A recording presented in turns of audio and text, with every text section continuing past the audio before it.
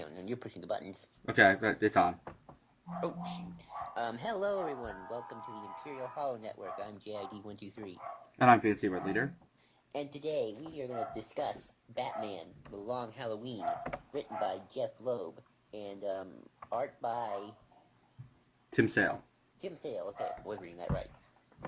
A classic and very important book in Batman lore and mythology. Yes, so this was the first time you read this book, actually, today. Yes, first time, although known about it for a long time, heard about the discussions about it from other people, kind of offhand knowledge.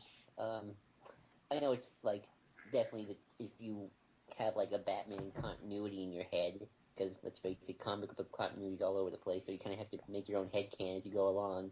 This would be early in Batman's career and yet a very important transition to where we know Gotham today.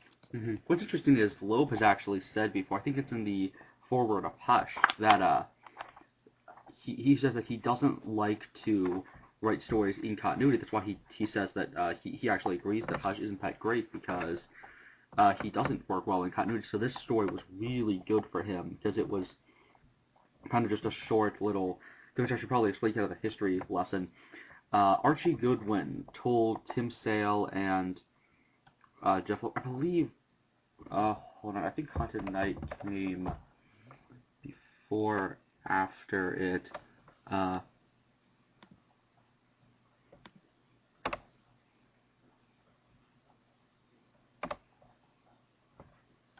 yeah, but the thing is, Archie Goodwin told Tim Sale and Jeff Loeb to Archie Goodwin. You know who Archie Goodwin is, right? No, I don't actually. Oh, he's an amazing editor for DC. He had a short run on. I believe his run was on. Hold on. I think his run was on Detective at the same time as what's his name? Not. Oh yeah, his run was Detective. Wow, what's his face was on Batman. When was this book written? This was written the first issue, I believe. I think there's a 0 issue for this book. It first kind of showed up, I think, in Wizard was the first issue. No, like what year? 89? I mean, it was a Wizard issue from. I can look it up. Hold on, I'm looking at the thing right now, the copyright information. It's 96 to 97. Yeah, and then before this point, I believe before this, they had written 3 specials for. That was what Jeff Loeb put them up, or not Archie Goodwin put them up to write 3 specials for which were collected in the Haunted Night trade. They are Haunted, Ghosts, and Madness. And that kind of, started this big Tim Sale, Jeff Loeb kind of pairing, and Goodwin just put them together with this book kind of randomly. Like, Loeb had primarily written sci-fi stuff, and Goodwin just walked up to him and was like, you're really good with mobsters. You should write a book about mobsters and Batman. And so the thing with Archie Goodwin is he's like the nicest guy, so nobody can ever disagree with him. Right. So then they just had to go along with it and ended up making, this book and all the other stuff they did on Batman, like the sequel, or really just retread of this story, which is Dark Victory. Oh yeah, I heard about Dark Victory. Which, yes, so... And this book also became very important in terms of, like, movies and just the lore in general. Mm-hmm. Much like how The Killing Joke sort of became that quintessential Batman book. Although I wouldn't say Long Halloween is as quintessential as Killing Joke. Some people would definitely disagree. I think IGN listed this as number 4, Killing Joke is number 3. Personally, I don't know actually where I would put this in contrast to Killing Joke. I think the big difference between that is Killing Joke works as like a one and done. This book is definitely like a big continuity changing turning point event sort of thing. Mm-hmm. Yeah, though interestingly, it's kind of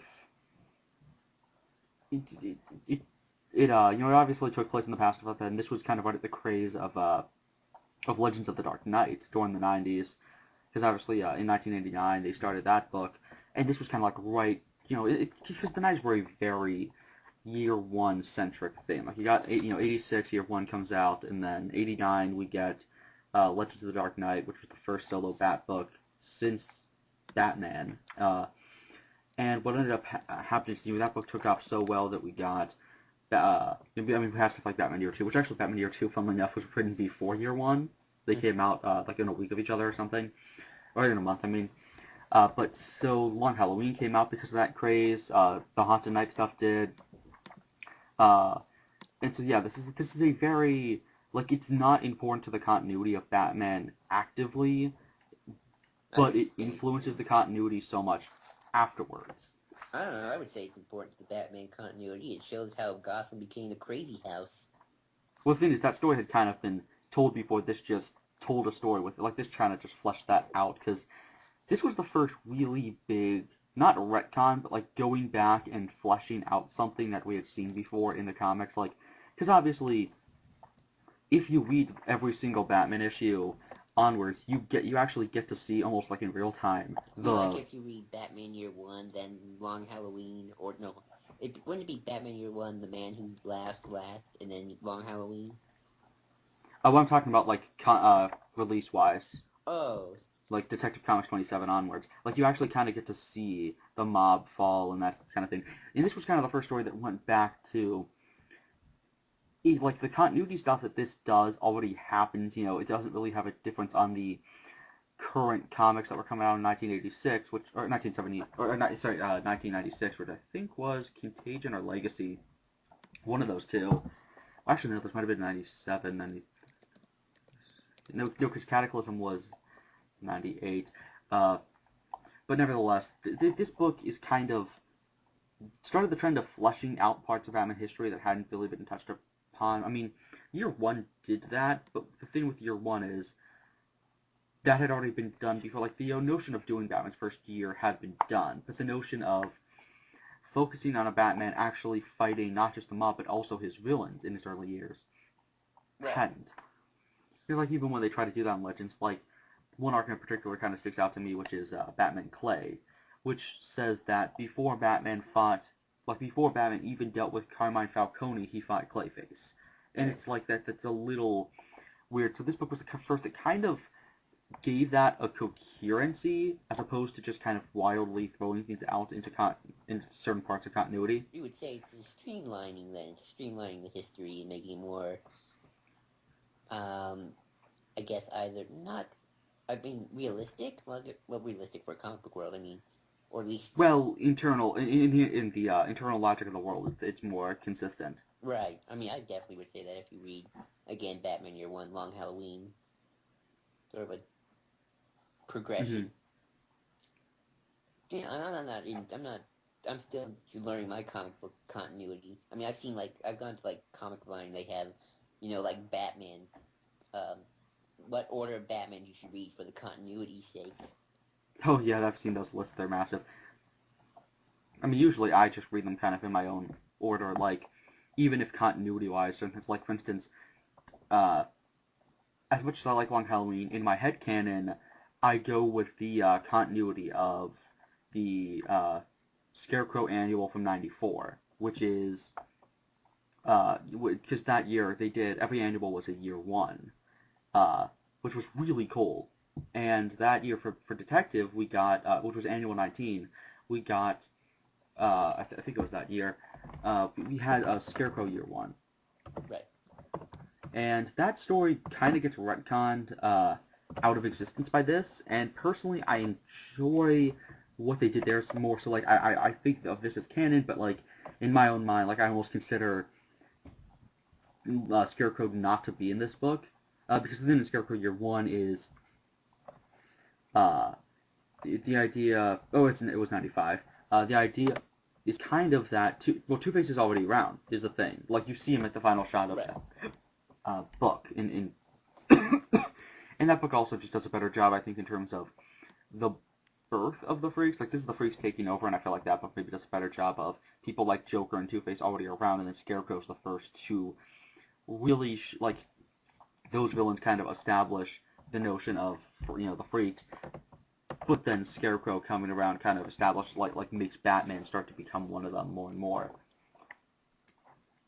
Like, he's genuinely terrified of them so much, especially like the final scene where they kind of do a reverse of the usual, Batman gasses Scarecrow, and then he's all cowardly, and instead Scarecrow, like Bruce is like, taste your own medicine, and they invert it where he starts, like, laughing hysterically, and, like, screaming, and then laughing, and screaming, and laughing, and it's just, Bruce is just, like, shitting himself.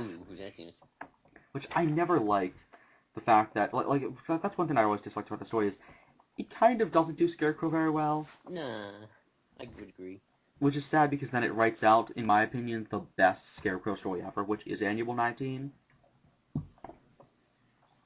That or God of Fear.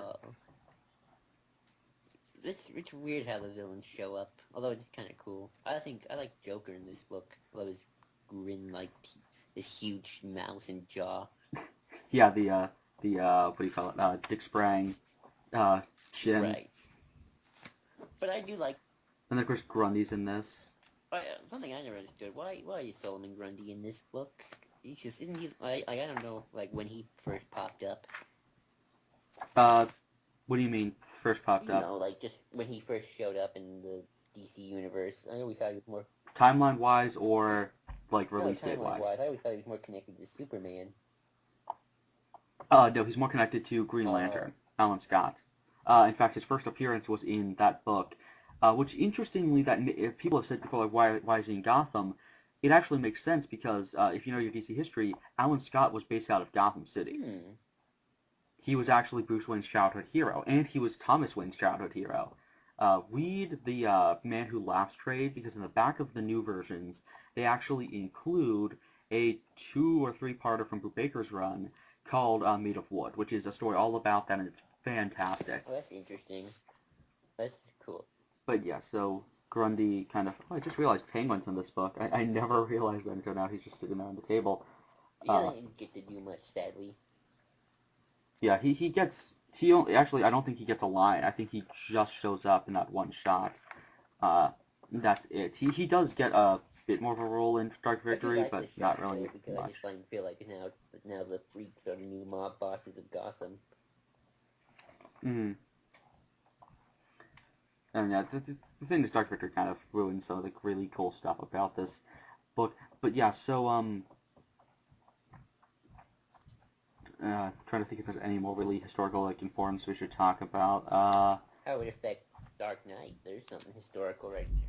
Oh yeah, Dark Knight Begins. Definitely have some stuff based on this book. About Tony, there's in fact a lot of their work actually, because I mean the line "Dr. Crane isn't here right now, but if you'd like to make an appointment" is from Haunted Night. There's some little bits. I just like the Mulroney burning Harvey Dent's face is from his first appearance. Sal Mulroney was around, like back when Harvey Dent was called Harvey Kent and stuff like that. So this isn't Two-Face's. I know this isn't Two-Face's first appearance, but this is definitely when he finally gets a characterization. Well, the thing is, we didn't really tell many stories with him. In fact, this wasn't the first time. This was kind of the first major thing, because a lot of the story is actually based on Annual 14, which was the first time that Scarecrow really got, or not Scarecrow, Two-Face really got a vital role in a story and really got kind of attention. That's the story that kind of introduced a little bit more of the elements that we recognize. Like, he didn't just flip a coin. It's more of a... I think that also... I think that brought in the idea that if... Like, he only flips the coin if Harvey Dent and Two-Face disagree. That brought in, I think, the concept of Big Bad Harv also. It didn't call it that, but it kind of brought in the idea of Big Bad Harv from TAS. Which, of course, was elaborated upon in Jekyll and Hyde, where we find out that his brother died protecting him or something, like he drowned or something. And so his father was abusive to him because of that, and it was just horrible. And so he, the alternate personality is actually his brother, or it's the shame of his brother's death, which is a little too Deadshot for me. But when you read Deadshot, the miniseries, you'll understand what I'm talking about. But here's another shot right here. The Gordon, Harvey, and Batman scene, which is reminiscent of Dark Knight and happened at the end of the book as well, except with Two-Face. mm-hmm. Yeah, and of course, this also led to some animated series stuff with what do you call it? Bruce and Harvey being friends. Yeah. I'm trying to think what the other thing was that brought to the character. I mean, interestingly, this book does take a lot from the previous Two-Face stuff, more than people realize, and it just kind of brings it into one cohesive thing, because we never really told Two-Face stories, because Harvey Kent showed up in one comic, became Two-Face, then it was a two-parter, but there was an issue in between, so then we carried that over to the next issue of I believe, Batman. Then there was a third issue. It was kind of a trilogy, where then he finally gets his face fixed. Gilda, who's actually in this story, she was in there in the original story. She's his fiance. And what happens is he gets off on parole. He gets his face fixed. They get married. He's happy. Everything's good. And he never becomes Two-Face again for the entire Golden Age and Silver Age. And so in the Golden Age, we got another one who was Peter Sloane. And what happened with him was he was an actor playing Harvey Dent in a biopic, and somebody threw, I think, acid in his face, like a criminal who's escaping. Like, I forget what this exact story was, but they threw acid in his face. And I think this was also a thriller. No, Harvey Dent had a two-parter. This guy had a three-parter, and I've actually seen people say that Peter Sloane is their favorite Two-Face, even more than Harvey. Right. Just because of the story there, where it's more Bruce trying to fix. Because with Harvey Dent, he just kind of got burned because he was just a good guy who got burned doing the right thing. With this guy, he was just some random bystander actor who got burned because somebody was trying to spite Batman or something. I forget what it was, which was kind of a more personal thing for him. But it's really interesting, though, that there was another Two-Face, I believe, which was Harvey's butler, who wore makeup to pretend to be Two-Face. Really? I didn't know that. Then there was Harvey Apollo. There was a guy called Harvey Apollo in the comic strip, who was Harvey, which is where we actually get in this the idea that Harvey Dent's nickname is Apollo. So it kind of combines all those things. In fact, the villain Falseface from 60s Batman, actually, the 60s show, shows up again, or we get Peter Sloane becomes Falseface in the current comics. Really? Just as a way of combining that, which is really cool, and this story kind of meshes a lot of those elements together into one whole, and it actually gets to showcase Harvey Dent, because he obviously had shown up before, but we never really focused on a villain in the early days of Batman. We were mostly just mob stuff, so this actually gave us a fleshed out origin story beyond just this thing happened to them and made them turn evil. And this really did make a lot of people absolutely love Two-Face, and of course since then we've gotten like Two-Face, and even a little bit and they. He was in Gotham. He was in TAS. He was in Beware the Batman. He was. Oh yeah, they tried something with that. They tried. Batman TAS. And I'm trying to think what the other thing was. Jekyll and Hyde was the other thing then. What were you saying? I was just adding Batman TAS Two-Face. Mm-hmm. Yeah, so we should probably talk about the story itself now. Yeah. You asking what we're talking about Grundy, I forgot to say, which actually can lead us into the story itself. Grundy is a really cool addition to the story and kind of brings all the themes really well together. And so he's kind of pointless in Victory, but he's kind of like just a really coherent part of the story that you might not actually realize on a first read through. I didn't. Because the idea is because he's constantly repeating Solomon Grundy born on Monday, in this whole notion of things I was kind of waiting for him to say the other parts, like married on a Tuesday. Mm-hmm. I think he gets decently far. I've always disliked the fact that we never get to see him go all the way through. But yeah, the thing about Grundy here is he's constantly repeating the whole notion of life, repeats and circles and tradition. And that kind of is. He's a character who all he has is tradition, which is the notion of, Solomon Grundy born on a Monday, and then, the whole thing, and then buried on a Sunday. That was the end of Solomon Grundy, finality. And the notion of that, he is the representation of that going in a circle, traditions, continuous things. And that's what the story's all about, is traditions. You've got Carmine Falcone, who, while he cares about his mob organization, he also cares about keeping traditions alive in Gotham. And this is something that Gotham did amazingly, especially in the final scene of the pilot, or not the final scene, but one of the first final scenes of the pilot, where he says you can't have organized crime without law and order and all this stuff. I always find the mob just so... He weeps for his city. I always find the mob just so fascinating in any crime drama, because they're just so... It's sort of like, you kill a guy's guy, but yet the next day the two mob bosses can have lunch together. And you're like, no, I killed your guy. No hard feelings, right? And the other guy's like, sure, why not? It's so very... It's like a weird code that these mob bosses have, and it's all about... And Maroni starts to break it. And then that leads to...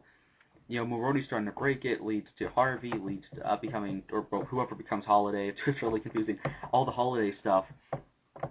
And kind of the notion of the people who are trying to hang on as much as possible to their traditions, to keeping things the same. And then Batman's somebody who doesn't change himself, but is constantly fighting for it.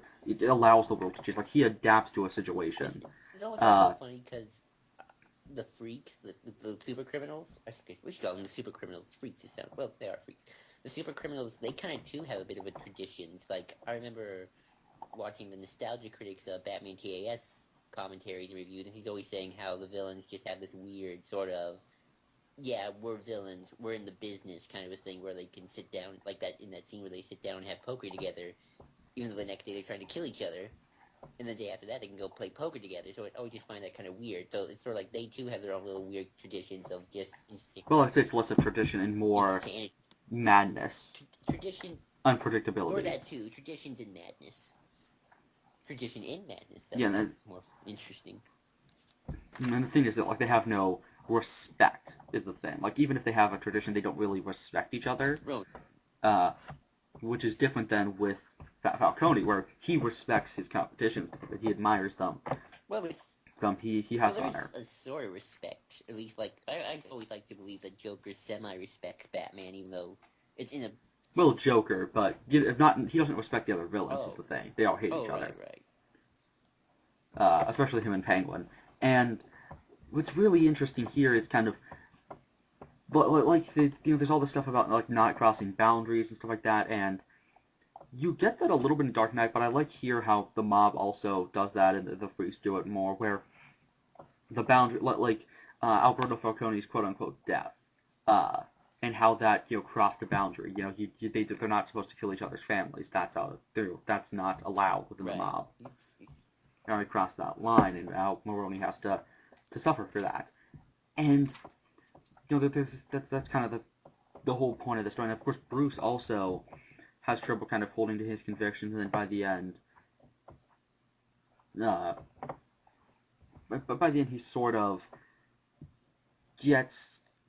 But, like, he constantly was trying to hold on to, like, his father's ideals and stuff like that, and then by the end, the whole thing of, I made the whole final lines he has of, I made a promise to my parents that I would rid the city of the evil that took their lives, no matter what that evil looks like or becomes. I believe someday I will make good on that promise. I have to. I believe in the Batman. Like, he stops believing in, just his father's ideals. He stops believing in just, I can totally make the world better just by taking out the mob. And he starts to kind of just believe in the idea of Batman, in the idea of this force that can never change.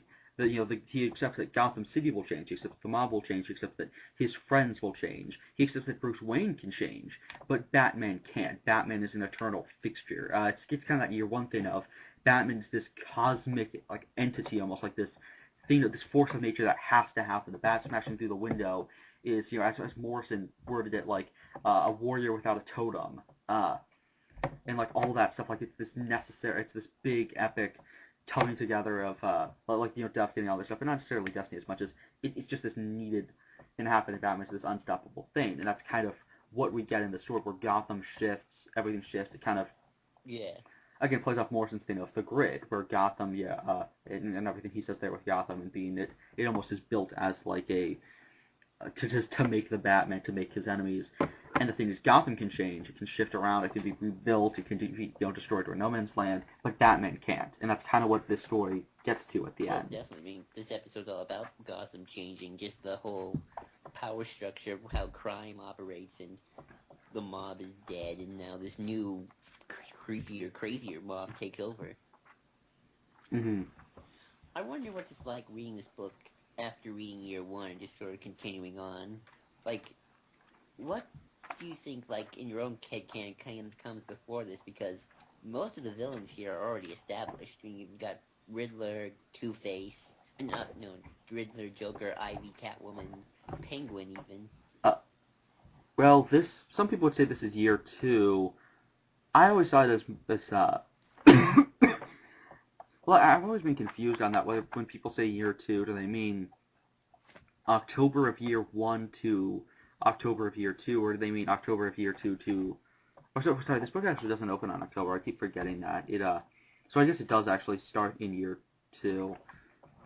Oh yeah, this book's a year long. I always forget that. It's always hard to keep track of time when you're reading a book. Which the same did happen for year one, where kind of a lot of stories happen in between. Like, Mad Monk and Monster Man happen, or like Mad Monk happens between the final scene of year one and, like, you know how Bruce saves James Jr. on the bridge?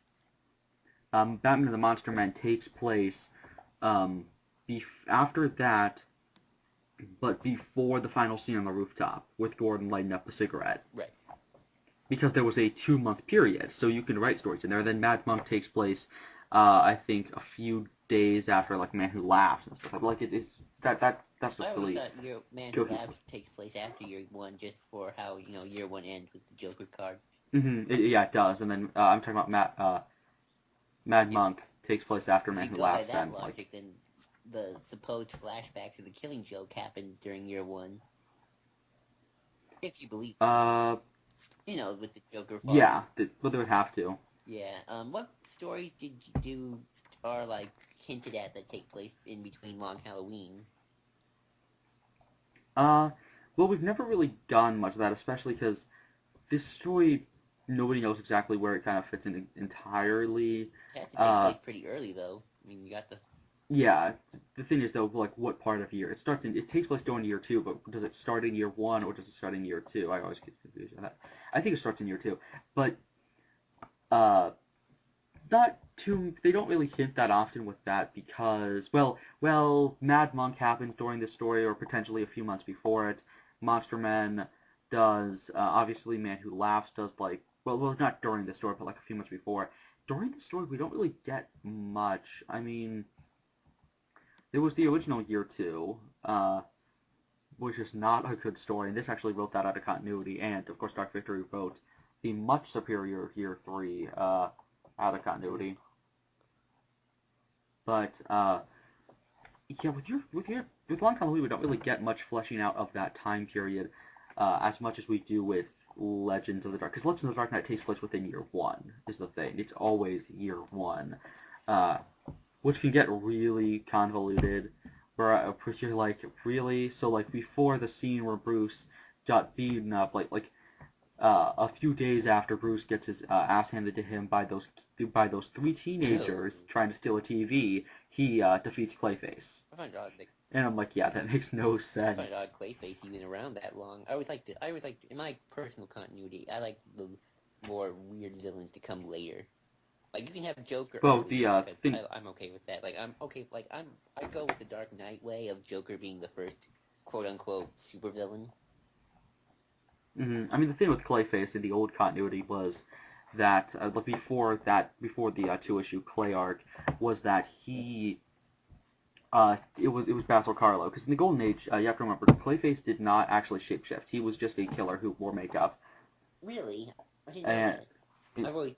Yeah, and he was really cool. If I actually read Mudpack from Detective from Wagner's, not Wagner, Alan Grant and Breyfogel's run, that's a really good story, and it kind of has, that's actually where he gains the ability to shapeshift, where he steals it from the other villains, or from the other Clayfaces.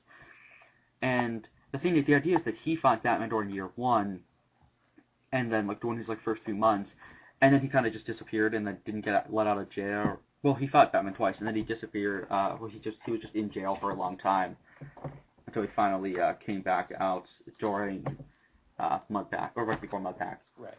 So, something I noticed just looking over the comic again, they always do that thing with Harvey Dent, where they put half his face in shadow. But that's like everywhere. Even in Gotham, that's there. Yeah, that's kind of a cliche Harvey thing. So, here's another question. Like, what's up with the Riddler in this story? Like, he had that confrontation with Falcone, and then he just sort of turns on him. Well, I mean, he kind of was just working with Falcone because Falcone called upon him. Like, he wasn't really teaming up with him. I think it was just because he wanted to figure out who the Holiday Killer was himself, so might as well get paid while doing it. So, yeah. Also, let's talk about, Falcone's son, Alberto. He's right as Alberto. He's a character. I mean, not in the literal sense. I mean, Yeah. He's the first one to really snap. Yeah, the thing, we should talk about the Holiday Killer itself, because the thing is that the Holiday Killer thing got changed in the original, like when it was originally supposed to be. Really? Because people predicted that it was Harvey, like, because when this, like, Wizard magazine stuff was running all these articles on who was who's Holiday, and everyone was speculating. And what ended up happening was, he was supposed to become Two-Face by issue 4, and they ended up pushing that back to, I believe, like issue 7 or 8 or something. Let's see. And so it's chapter 11, Roman Holiday. That's when it comes. Oh, so chapter 11. I have the trade. Yeah, I love that cover. That's a great cover. Oh, yeah. Falcone's face, like, in the background. But yeah, the thing is, they pushed that back, so then they kind of that messed around with what they were going to do for who the killer was. And personally, I've never liked Jill Dent being the killer. Oh, right. Because it feels a little... It's such a bum bum bum last page reveal instead of an actual progression thing. Like, wait, I everything thought that works... Harvey and his wife. Well, she started it, then he joined, and then she helped as well, and then Alberto killed Maroni. Oh, what exactly happens to her? Do they ever explain? Nope, she's mentioned in Dark Victory as having disappeared, and then that's it. Ah, gotcha. That's weird. That's sad, considering Two-Face would have still had a loyal wife. That would have been interesting. Well, I mean, she still is loyal with the whole, I believe in Harvey Dent thing. But yeah, the thing is, I personally, I think of it as she just snapped and says that she was the killer even though she wasn't. Like, Harvey was, like, I think of it as Alberto was the first killer, Harvey killed Alberto, or Alberto faked his own death, Harvey killed somebody, and she found Harvey's gear and then burnt it. Thinking that he had killed more people than he did. Or maybe he was the first killer, and then when he failed to kill Alberto, because I guess the thing with the failed to kill Alberto thing is, you can't really say that didn't happen, or you can't really say that Harvey wasn't there, because obviously the whole thing with the hat, where his hair was wet, but he was wearing a hat. Let's see, when she's burning stuff, she burns a hat, some suit, gun, and that's it. Yeah, because the gun's really gonna melt in a furnace like that. Well, I guess it's gonna char it enough. But the baby bottle nipple thing, yeah, and then yeah, and I think of it as she wasn't the killer, especially because some people were like, "Hey, what are you doing?" And it's like, well, why would they know who she is? Personally, I think of it as Harvey. I don't know. Personally, I don't like the idea that Harvey Dent was the Holiday Killer before he was Two-Face. It does seem kind of odd. I always thought Harvey goes nuts after he's Two-Face. Yeah, I mean, personally, I like to think of it as Alberto was the first killer, and then then Harvey picked it up after he became Two-Face, and then Gilda found Harvey's gear and burnt it, thinking he was Two-Face more, and like believing herself to have been the Holiday Killer, almost in a sort of what do you call it? Arkham, Doctor Arkham, or Quincy Sharp from the Arkham Asylum Oh, right, game. right. The Spirit of Arkham. All that stuff. Yeah. Let's see what else we talk about here. Catwoman makes her appearance in that cool-looking weird costume. I never liked it. Yeah, I'm not somebody who's really a big fan of Catwoman, so I like their fights and stuff like that. She gets some really good Catwoman. Like there's one really good Selena Kyle moment when like they're on the opposite sides of the table or whatever, and then she just walks over to the other side. Yeah, I do like that's a good moment for that character. But other than that, I don't like that relationship as the thing. I don't like Catwoman as a character at all. Oh, here's a character though we could probably talk about. Holiday Man. Someone who probably should have been the Holiday Killer. No, Calendar Man. You mean Calendar Man? Yeah, Calendar Man. He's more important in Dark Victory. Well, okay, he's more important in the final issue of Dark Victory, but he doesn't really show up much in that book. He's really cool in this. And this kind of reinvented Julian Day in a lot of ways. What other stuff did he come into exactly? He was in Arkham City, remember? Oh, right. Well, I knew that. I mean, in terms of comics. He hasn't been in that much. I mean, he was a character created by Real Finger. He was in some fun stories in the Golden Age. I don't dislike the classic Calendar Man. He had a dumb costume, but he was a fun kind of weird, wacky villain.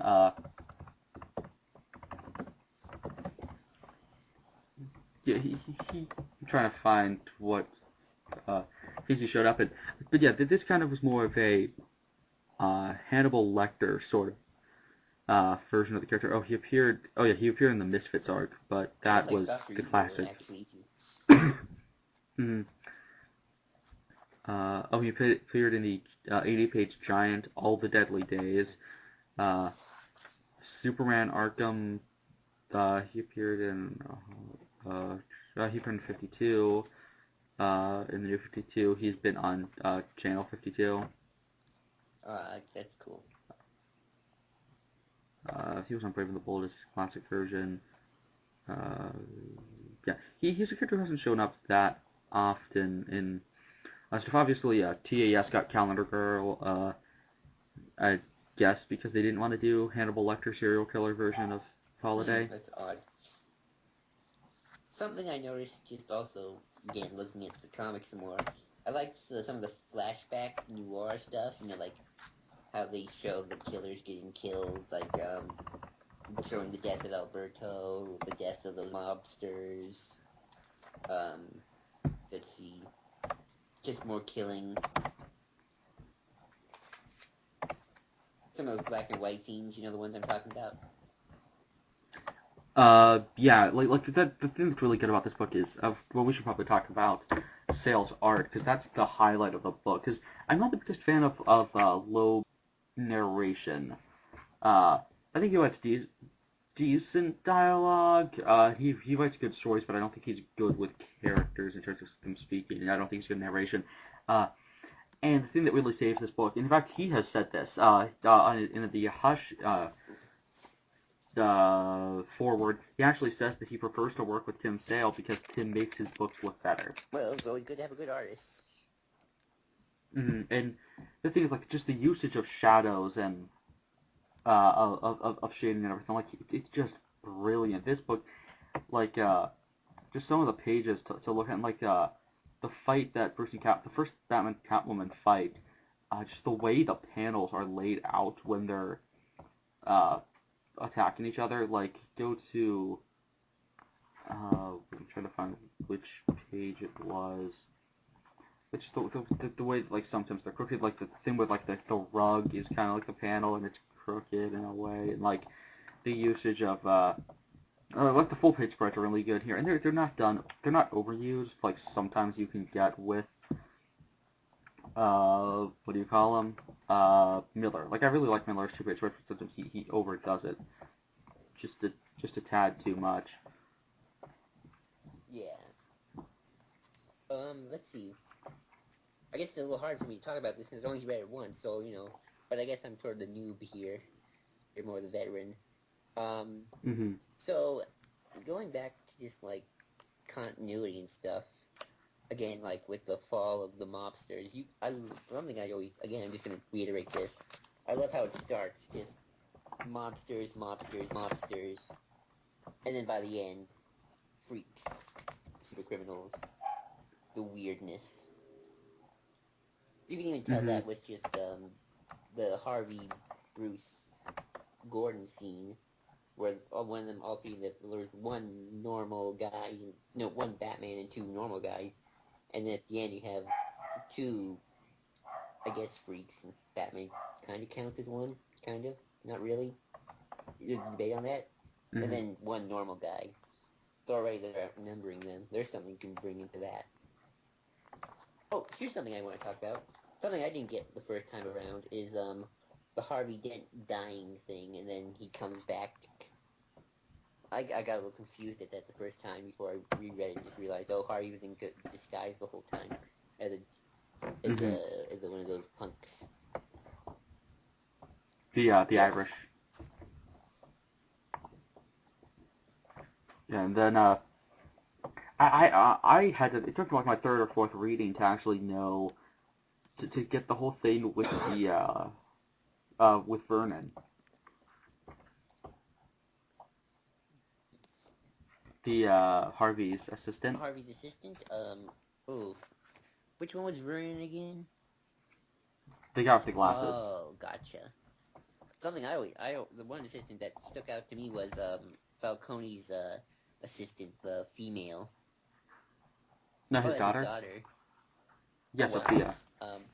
So yeah, I just found her kind of, she was interesting. But she almost cracks Riddler's head like a freaking watermelon. Poor Riddler, he never gets a good break. Which is good. Yeah, I mean, was it this story or was it Victory where we see him just drunk in a bar? I don't know. I just remember Riddler, like, with that meeting with Falcone and everything just goes wrong for him. Oh no, it was the story with the, what's the best time to get a, or when do you need a new hideout? When Batman finds your hideout. Yeah, but a lot of the villains, sadly, don't serve much of a purpose. Like, they're kind of just there to, I mean, they're there for thematic reasons, but sadly, like, Scarecrow and Mad Hatter I never liked in this because they just sing the entire time. They don't actually put character stuff. You could probably gotten rid of some of the villains and then maybe just use the villains you already established already. Like Joker. Yeah, like Penguin's one-panel cameo wasn't really needed. Ivy was there for plot reasons. I mean, I like the whole thing of the mob starts to work with the freaks, and that creates their downfall and everything. Which is another reason why I prefer the idea that Alberto Falcone was always the holiday killer, just because the idea that he was, the freaks were always part of the mob, nobody realized. Wait, who? Sorry. Alberto. Right. Because the thing that Gotham's playing with, the idea that the freaks were always there, they're integral to Gotham. People just didn't really catch on, which is an idea that Made of Wood plays with a little bit. Alberto is the Fish Mooney of this comic. Well, no, the Maroni's assistant called the Fish from Batman Preyes. Oh. Yeah, Fish is actually a comic book thing. Oh, I didn't know that. It's a guy, but... gotcha. Yeah. I think I remember hearing that. I think Steve talked about it at one point, because he really likes that story. I hate it, so we need to talk with them about that. Ooh, there's a podcast for you. I don't have that story either. It and Terror are collected in one trade, but I would suggest get some other Legends of the Dark Knight stuff before that, which puts me to another thing with this book is, it's a really good book, especially if you like Legends of the Dark Knight. Like, if you read this book, you really have to get Monster. Well, you have to get Monster Man and Dark Victory, or don't get Dark Victory because it's not that great of a story. But like Monster Man and Mad Monk and the Legends of Dark Knight stuff like Batman Venom, Gothic, Shaman, Go Insane, trying to look, Faces, which is by Matt Wagner as well. Trying to look at my collection of Legends of the Dark Knight things. But yeah, just those kind of stories from Legends. Because this is a very 90s Batman thing in a lot of ways. If I just start to have some of the negative traits of that era, like there are some points where Bruce unnecessarily repeats lines. Really? Where? I don't... I forget where it was, but there was a point where he like randomly just repeated the same thing, kind of like how Miller will have characters say like just kind of this thing over. It's not as bad as a Legends of the Dark Knight. Oh, Blades is another thing I was thinking of. Like the Legends of the Dark Knight story Blades. It's not as bad as that where in that story Batman keeps repeating lime over and over. Because there's this killer called Mr. Lime, and he keeps repeating lime, lime, lime, and I'm just like, James Robinson is a great writer, but lime has saying the criminal's name has no significance really. And here they kind of do that a little bit, where Bruce repeats. I like some of the repeated lines of dialogue, like Calendar Man, that commits, like every time they see Calendar Man, he always says like the Calendar Man, he commits crimes, Holiday commits murders on Holiday, like that thing, and I believe in Harvey Dent, I believe in Gotham City, I believe in the Batman, I believe in Gotham City, I believe in the Batman, I believe in Harvey Dent, which I really kind of wish people would, I like the fact that the I believe in Harvey Dent thing has become, a famous thing, but I've always disliked the fact that I believe in Harvey Dent never gets mentioned in Dark Knight past just the one throwaway thing. Yeah. I mean, Joker does have the pin, which is hilarious. Nurse Joker. Oh yeah, that's funny. Well, who knows what would have happened if Heath Ledger had lived and, they continued on with that story. Like... Well, we wouldn't have seen Harvey, though. Or no, wasn't their original plan to bring Two-Face back from the dead or something? No, that was never a plan. That was just something that people speculated a lot. Okay. And Aaron Eckhart wanted to come back for a cameo, maybe, but not necessarily bring the character back from the dead. Oh, that's true. So... That's not a very Nolan thing to do. Oh, that's true. Again, it's a comic book thing. Here's a question. Everyone says this is, like, the only good Two-Face story out there, and then afterwards, it's just, in terms of, like, this continuity, they never do anything interesting with Two-Face. Is that, like, true? No, I would suggest to people to go out and get Jekyll and Hyde, get Batman Annual 14, get, the final trade of No Man's Land, because anything by Rucka with Two-Face in it. That, also there was Face to Face, which was by Paul Dini, which was in the detective book right before, R.I.P. There was, he was used very well in Faces by Matt Wagner, which was from Legends of the Dark Knight. That's collected in trade. If you like Two-Face, also pick up, obviously the Golden Age stuff is good. They actually just recently put out a trade called Two-Face, Batman Arkham Two-Face, that collected a lot of his major stories.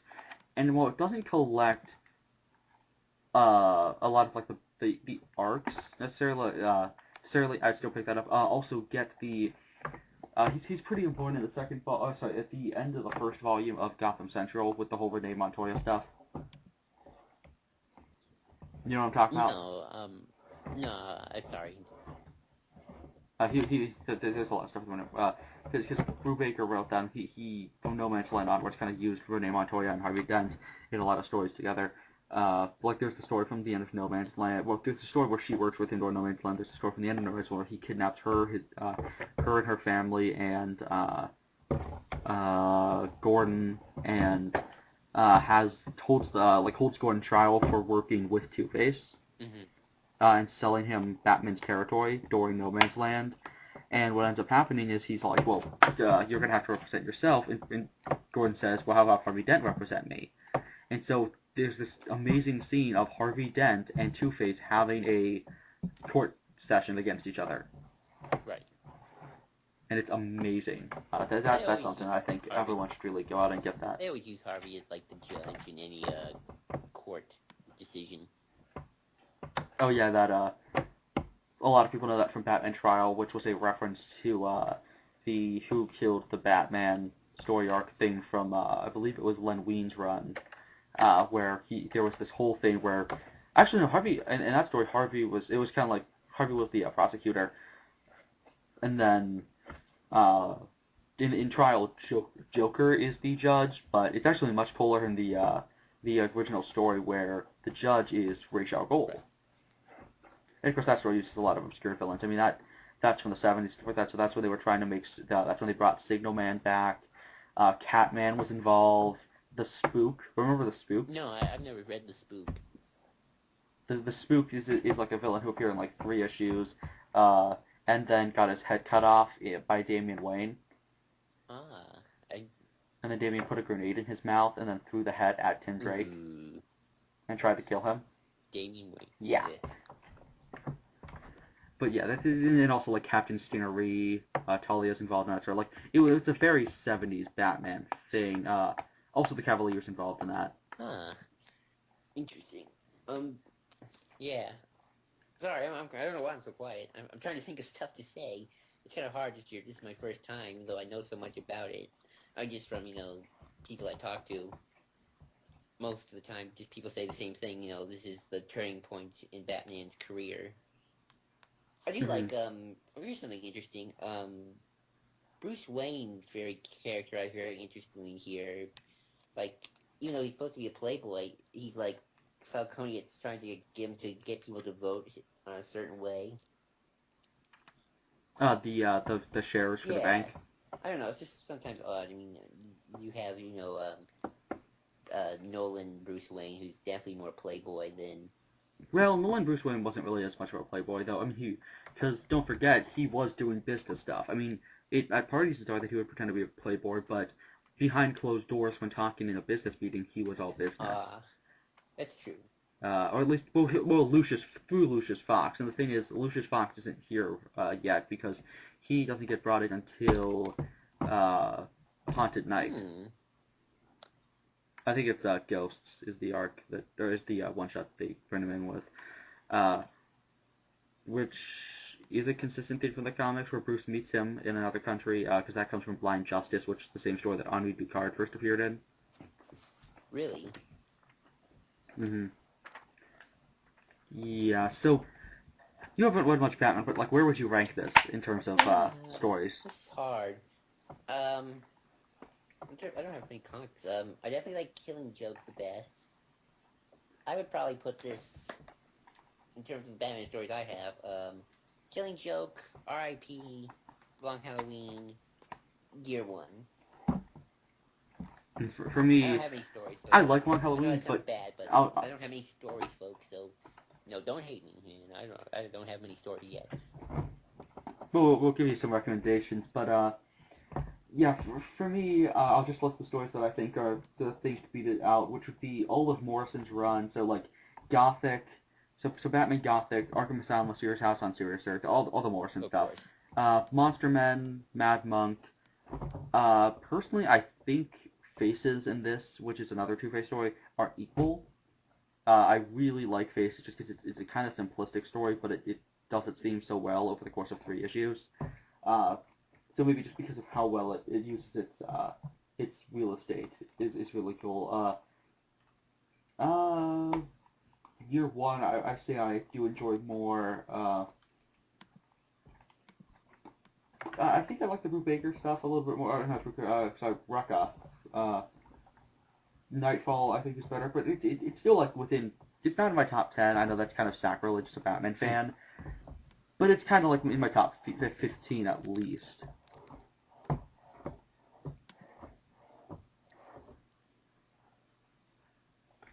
But yeah, and it's definitely a damn good Two-Face story, and it's incredibly historically important and really kind of needs to be read, and also it's just fun because I mean, what I do is I read whatever issue it lines up with a certain holiday on that holiday. Right. Except I missed the Valentine's Day thing, and I think April Fool's, or wait, no, April last year, but for the most part I get it consistent. So yeah, that's a pretty good book. I don't know how I would give it a score. I'll give it a 4 out of 5, I guess. I don't know. I probably have to read more times. I'll just give that as an initial score. For me it's probably a 4 out of 5 as well. Yep. So yeah, that's our review. Then I guess Joel's first impressions Yes, of. this is a first impressions video, folks. So we don't have to. So in case you didn't have a long video, we can just make that excuse. I didn't even read it today. Yeah, and I had. I think I've read it like 5 times or And I 6 had the times. comic with me. Yeah, so do I. I've just been flipping through it. Mm-hmm. But yeah, so we're signing off. Folks.